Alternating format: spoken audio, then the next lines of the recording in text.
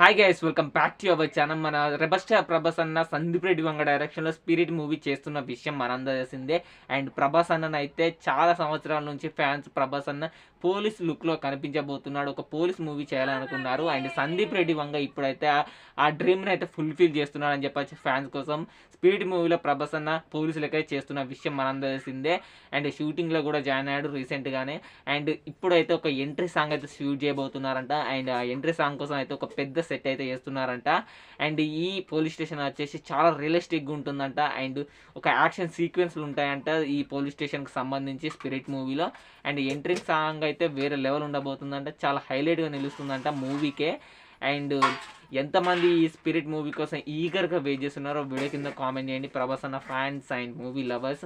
మనకు తెలిసిందే సందీప్ రెడ్డి వంగ తన మూవీస్లో హీరోస్ని ఏ లెవెల్గా చూపిస్తాడనేది.